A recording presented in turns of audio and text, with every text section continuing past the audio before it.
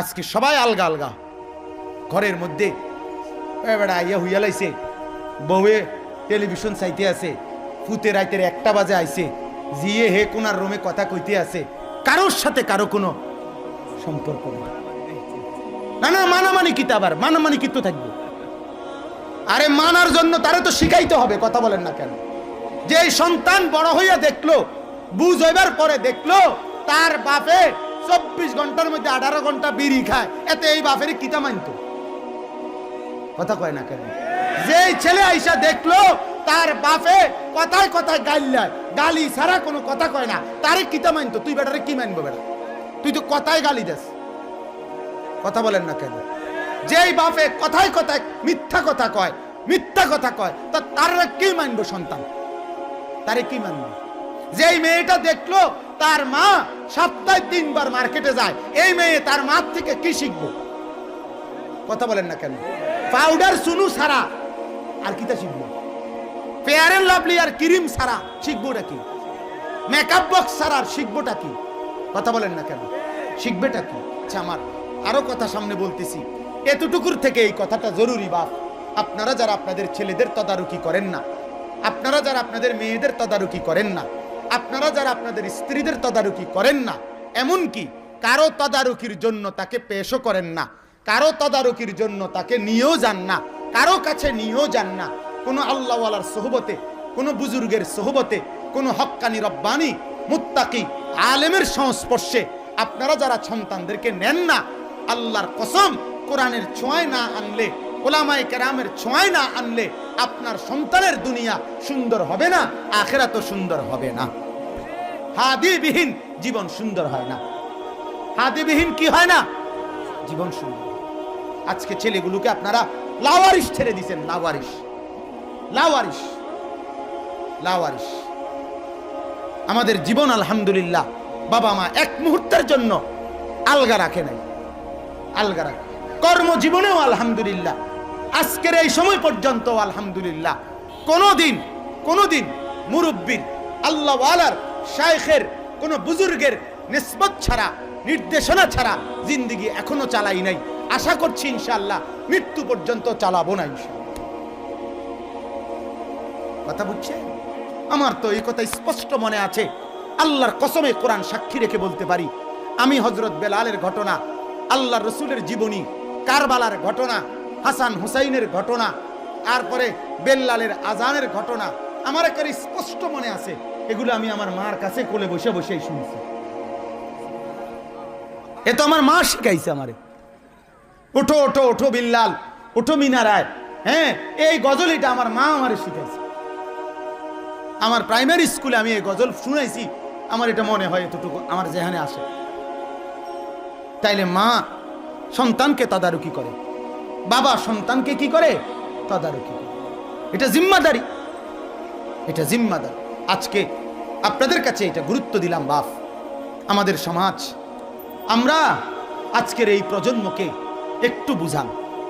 আল্লাহর কসম বাপ, আজকে 3 মাস, 3.5 মাসের কাছাকাছি আমি কুরবানির ঈদের 4 দিন আগে মোটর সাইকেল অ্যাক্সিডেন্টে আমি আমার ব্যথা পাইছি। আমার ডান পায়ের হাঁটুর নিচের মোটা হাড্ডিটা ভেঙে গেছে।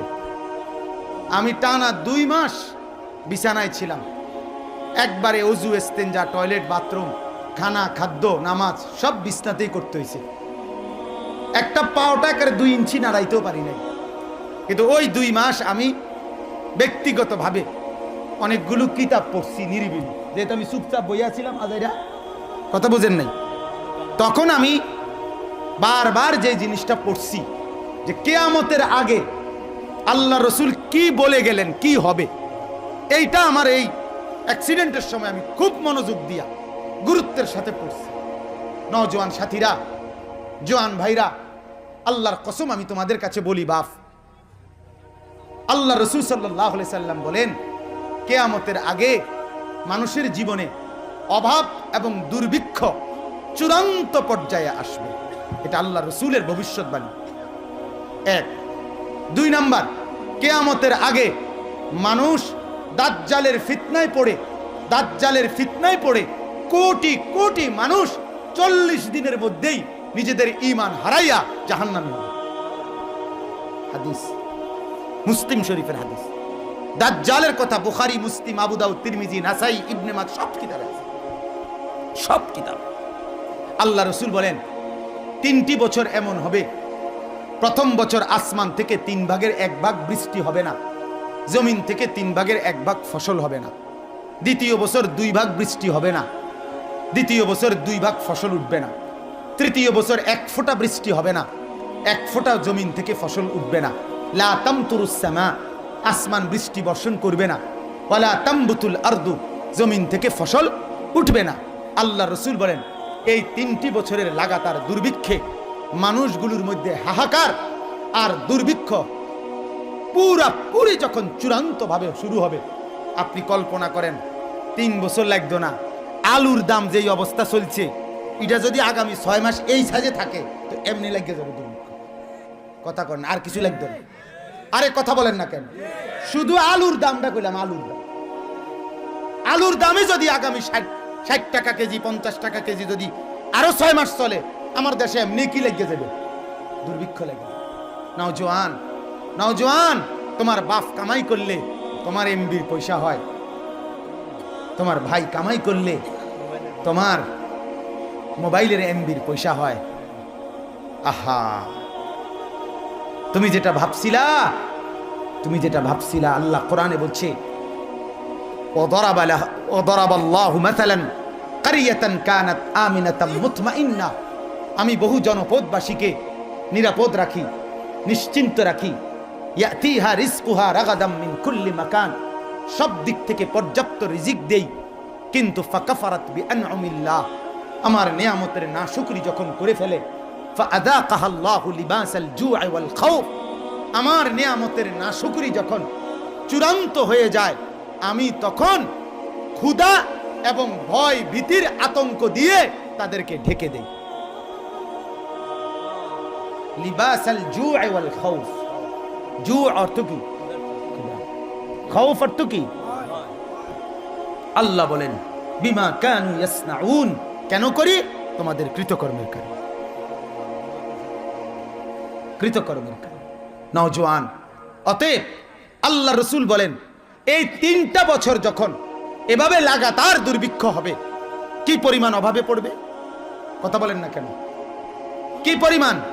এখন এটা বলেন, এইটা হইছে না হবে? হইছে না হবে? এটা কি মুসা নবীর ঘটনা নি কইলাম, না ঈসা আলাইহিস সালামের আমলের ঘটনা কইলাম? এটা আমাদের সামনে মুসলিম শরীফের হাদিস, আল্লাহ রাসূল সাল্লাল্লাহু আলাইহি সাল্লাম বলেছেন, এটা আমাদের সামনে, আমাদের। এরপরে নবী বলেন যখন এই দুর্ভিক্ষ চূড়ান্ত, ফায়াখরুজুদ দাজ্জাল, এই তখন দাজ্জাল বের হবে। দাজ্জাল কি করবে আয়েশা? আল্লাহ রাসূল বলেন মাহু জিবালুম মিন খুবজিন, তার কাছে রুটির পাহাড় থাকবে, রুটির। ওয়া মাহু লাহমুন, তার কাছে গোশত থাকবে।